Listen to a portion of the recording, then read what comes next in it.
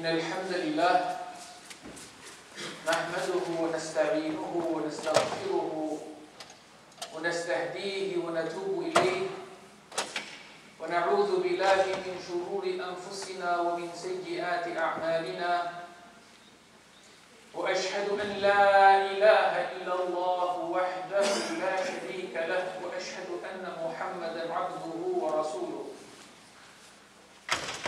من يهده الله فلا مضل له ومن يضلل فلا هادي له يا أيها الذين آمنوا اتقوا الله حق تقاته ولا تموتن إلا وأنتم مسلمون يا أيها الناس اتقوا ربكم الذي خلقكم من نفس واحدة وخلق منها زوجها وبث منهما رجالا كثيرا ونساء واتقوا الله الذي تساءلون به والأرحام إن الله كان عليكم رقيبا يا أيها الذين آمنوا اتقوا الله وقولوا قولا سديدا يصلح لكم أعمالكم ويغفر لكم ذنوبكم ومن يطع الله ورسوله فقد فاز فوزا عظيما.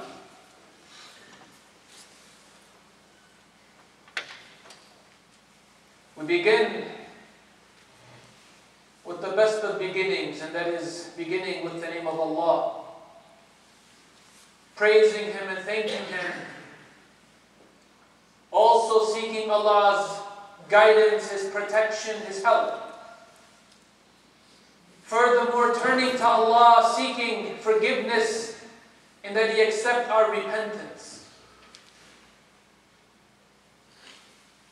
I bear witness to the truth that there is only one God who alone deserves to be worshipped, Allah, and that Muhammad, may Allah's peace and blessings forever and always be upon him, as His final prophet and messenger for all of humankind. Certainly, the person whom Allah guides, there is none that can lead them astray. And whomever Allah leads to be astray, there can be no other guide besides them except for Allah. O you who believe, have taqwa of Allah. Be mindful of Allah and be sure that you don't die except as true, sincere Muslims. O humanity, be mindful and conscious of your Lord who created you from a single person, Adam, and from Adam his wife, Hawa, Eve, alayhim as-salam. And from the two of them, the human race that is scattered throughout the earth. And have taqwa of Allah. Be mindful of Allah in whose name you make requests and demands from each other. And make sure that you maintain your family ties. Make sure that you recognize what family is, who family is, and what family is, and the respect that is due. Certainly Allah observes you from above. O you who believe, be mindful of Allah and always say that which is best. Doing so will help make your deeds complete and also earn you Allah's forgiveness. And whoever lives life with obedience, in obedience to Allah and His Messenger, and dies in that state of righteousness, they have truly accomplished the greatest of success in life. To fear death is to misunderstand life.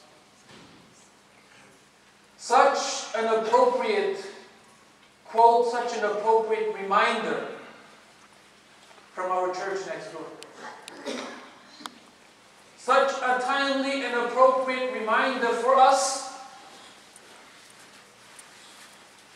as today we have the janazah of our brother Libhi. Allah have mercy upon him and upon all of our brothers and sisters that have passed away. For you to fear death is not of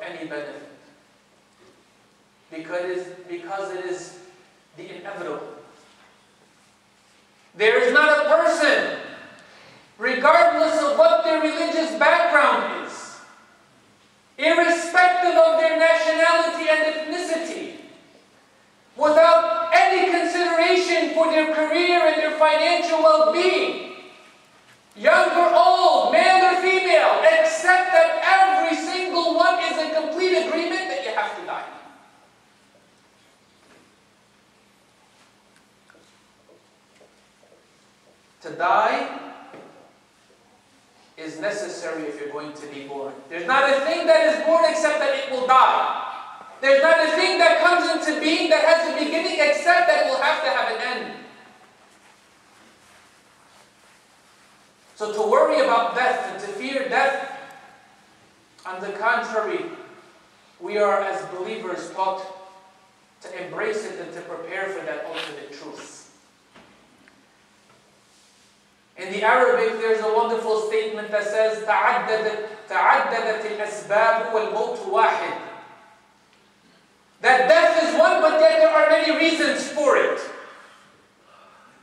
When we think about medically, how many different forms of cancer, Allah protect us and keep us all safe. How many different types of cancer are there out there that can claim a person? How many other types of diseases are out there? How many illnesses? How many a germ of a bacteria, of a virus, etc. When we think about things within the natural world, whether it's through an earthquake, a tsunami, a volcanic explosion, drowning, a fire. When it comes to human things,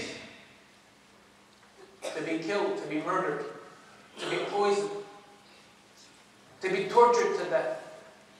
I pray that Allah protect us and keep us all safe from these things. So many different ways that a person can die, but the end result is the same: death. That the soul and body depart. That the soul exits from its body, and life as is known in this world, that stage of our existence, that chapter is closed. And the next stage begins. The stage of the life hereafter that is eternal. And so when we look at what Allah the Exalted and His Messenger, may Allah's peace and blessings forever and always be upon him, and His disciples, the Sahaba, Ridwanullahi alayhim, Allah be well pleased with them, we see that all of them understood the reality of life and the ultimate inevitable reality of the conclusion of death. And we have this wonderful piece of advice that Ali radiallahu ta'ala anhu wa ardah, the fourth Khalifa, that great companion of Allah's Messenger sallallahu alayhi wa sallam, where he tells us, giving us such beautiful advice, saying, ارتحلت الدنيا مدبرة وارتحلت الآخرة مقبلة ولكل واحد منهما بنون فكونوا من أبناء الآخرة ولا تكونوا من أبناء الدنيا فإن اليوم عمل ولا حساب وغدا حساب ولا عمل.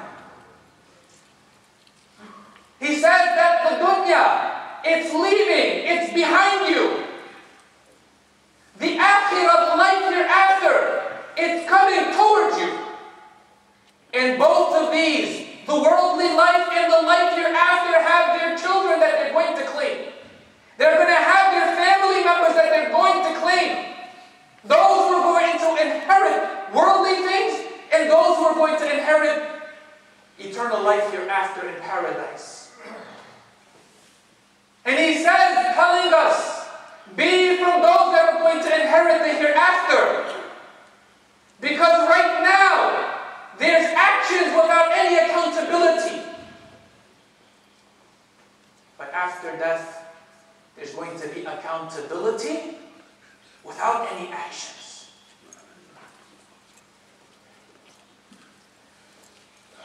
Allah subhanahu wa ta'ala, He teaches us so well the delusion of life.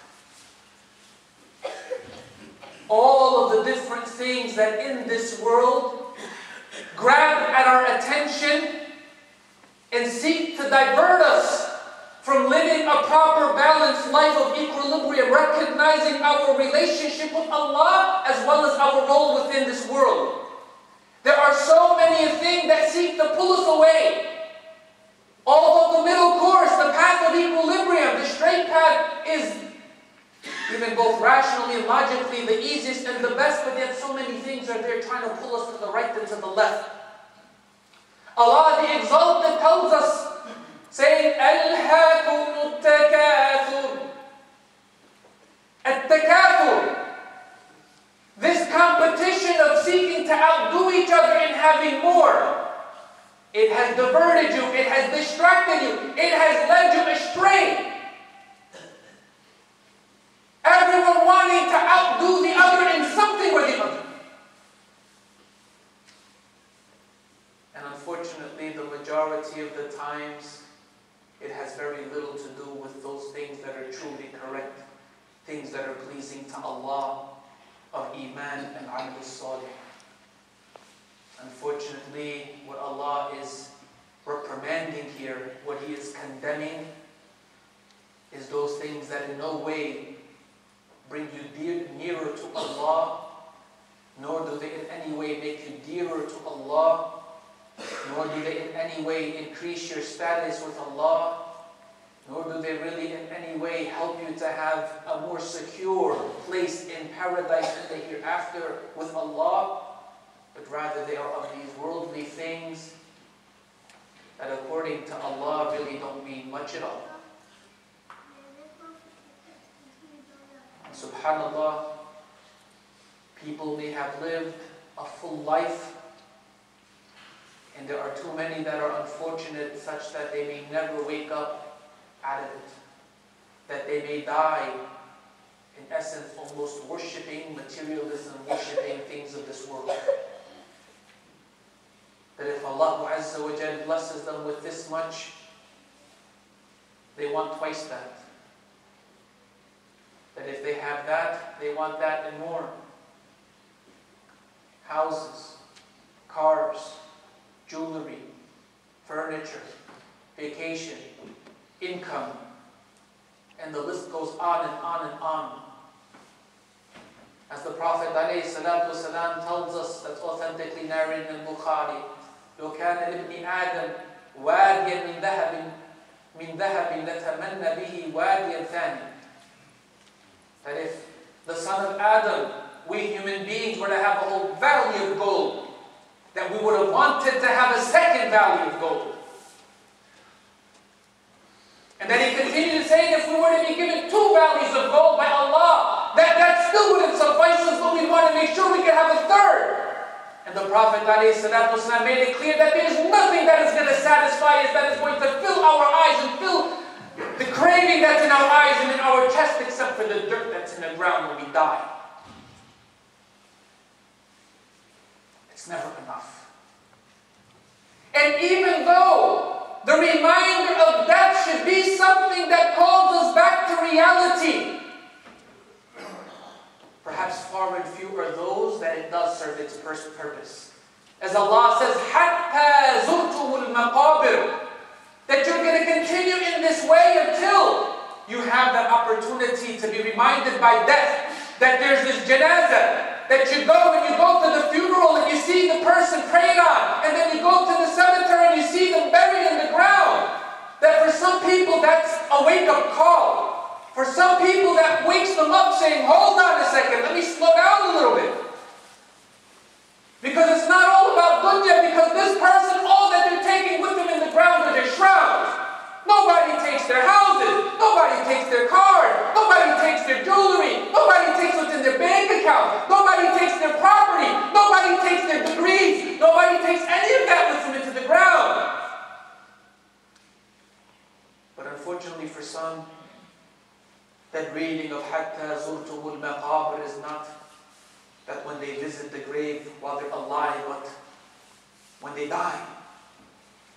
And that's the unfortunate, wretched person who it's too late, who only with death itself does the deception of this addictive world that we live in shed. Only then, but you know what happens then? It's too late. This is why Allah is telling us, وَمَنْ أَصْدَقُ مِنَ اللَّهِ قِيلًا, who is more truthful than Allah in what He says, where He tells us, كَلَّا سَوْفَ تَعْلَمُونَ, With certainty you will surely know. If we don't want to believe and trust Allah, and wallahi there's no one that should be trusted 100% unconditionally except for Allah Azza wa Jalla. Naturally, His Prophet ﷺ was nothing more than the mouthpiece of Allah, conveying to us exactly what Allah wants. Sallallahu alayhi wa sallam.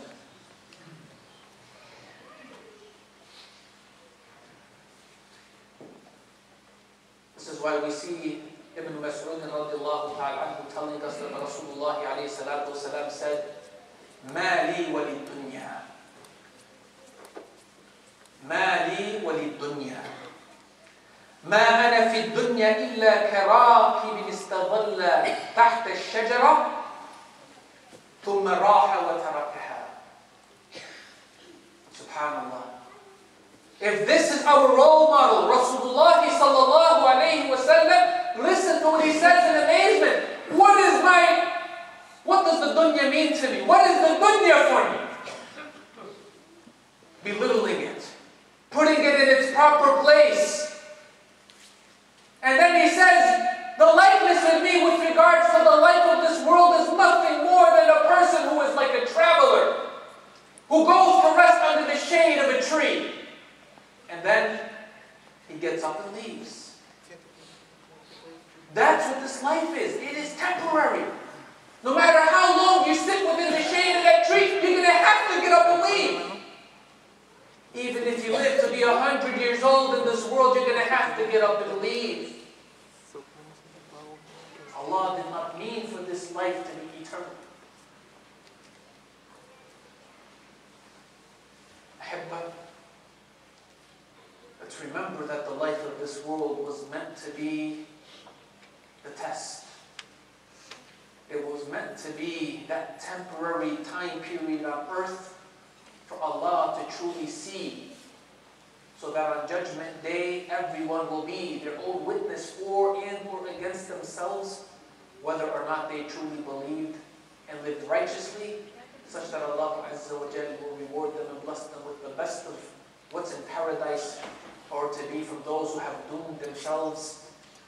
And we ask Allah, and I'll ask Allah for us and for you, and you do the same. فَاتَّقُوا اللَّهَ يَا عِبَادَ اللَّهِ وَتُوبُوا إِلَيْهِ إِنَّهُ هُوَ الْغَفُورُ الرَّحِيمُ.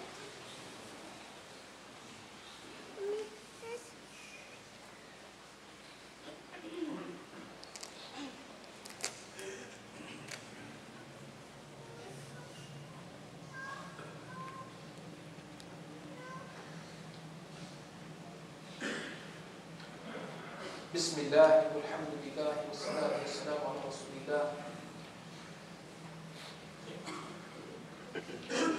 The Prophet sallallahu alayhi wa sallam one day,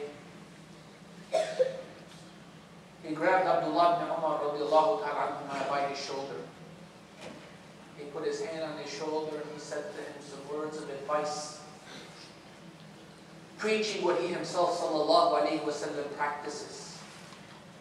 He said to him, Ya Abdullah, kun fi dunya ka'annaka gharibun aw 'abir as-sabil, wa'ud nafsaka min ahli al-qubur. In this hadith that's in Bukhari, he says to him, Oh Abdullah, that was his name, but that's also one of the things that each and every one of us is. The slave and servant of Allah. He says, live in this world as if you are a stranger. And as if you're a traveler. If we think about it, a stranger, how does a stranger live? Is a stranger a person that is busy and preoccupied with the place that they're in and all that takes place within it? What about the traveler? Is a traveler seeking to plant roots wherever he goes? Or is he traveling light, keeping focus, never losing sight of the ultimate destination place? Making sure that the resources that they have are going to help them to get there. And he tells them to count yourself, include yourself from the dead, from those that are in the grave. SubhanAllah, when we think about this, if we ever think about death, we would come to recognize that it should change our perspective. It changed the perspective of Abdullah ibn Umar radiallahu ta'ala. This is why he would say that when it comes to me, that if I'm awake in the morning, I don't expect that I'm going to live until the night. And that if I make it to the night, I don't expect to wake up in the morning. That when they lived life, they lived it in the present, making the most of the here and the now. Not being of the procrastinators when it comes to Allah Azza wa Jal and to their future, their ultimate fate of what lies after death. Not waiting, thinking, I have time. I'll do it later. Later comes, I'll do it tomorrow. Tomorrow comes, I'll do it the next day. The next day comes, I'll do it next week.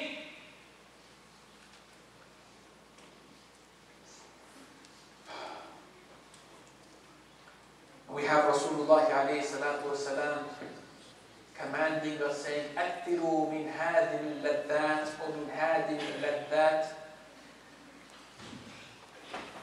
He's saying, remind yourselves regularly, consistently, plentifully of the destroyer of all happiness, of the destroyer, the dissector, the devourer of delight, of desires, death.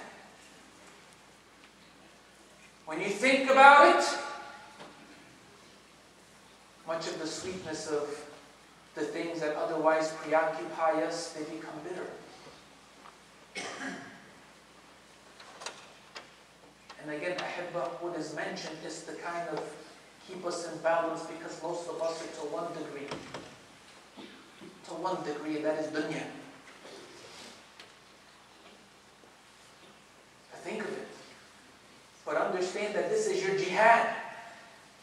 This is your struggle that you have to keep focused on, because shaitan does not want you to ever think about death and what's going to have to take place after death. Shaitan is keeping you busy thinking, I got this bill to pay. I got those goals that I need to meet. I got that vacation that I so desperately need, that I deserve. And those things, they never end.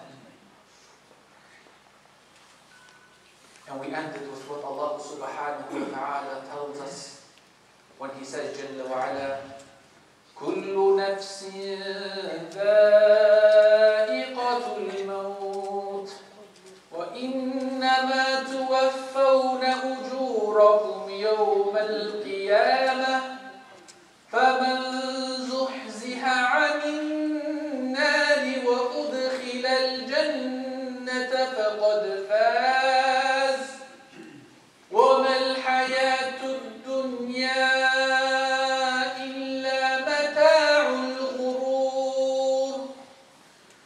Every person will have to taste death. And then you will be given your full compensation on the day of resurrection.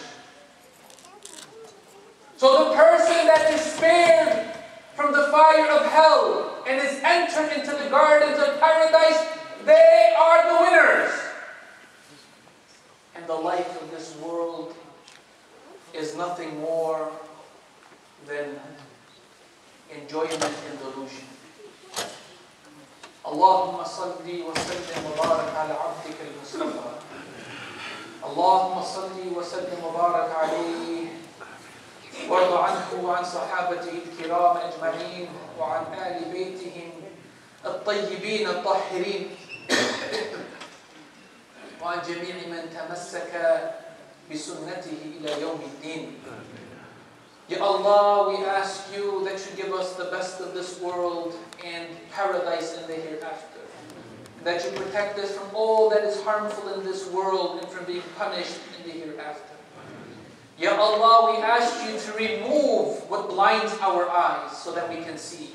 And that you remove what clouds our hearing so that we can That you purify our hearts, our minds, and our souls, such that we can truly understand and believe. Ya Allah, we ask you that you bless us to be balanced in life, so that we do not forget our obligations.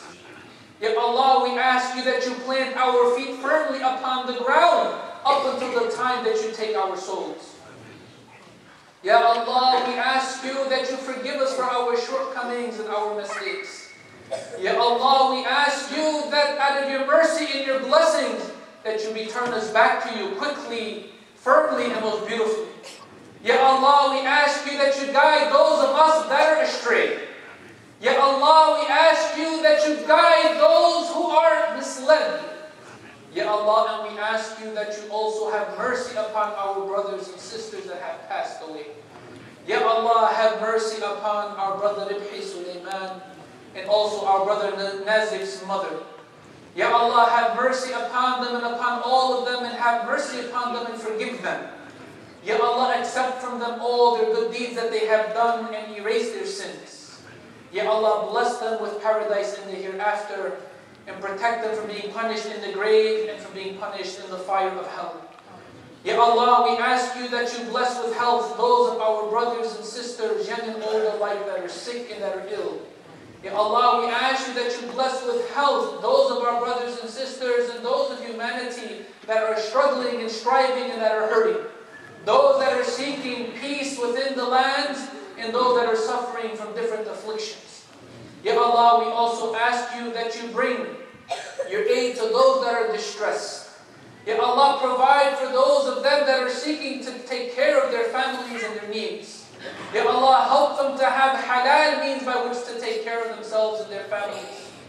Ya Allah, we ask you that you also bless the efforts of our brothers and sisters that are peacefully protesting throughout the lands, seeking to make a positive change and impact for themselves and for the future generations to come. Ya Allah, we ask you, as you are the guide and you are the most wise and the all-knowledgeable, to bless them with your guidance, with wisdom and with knowledge.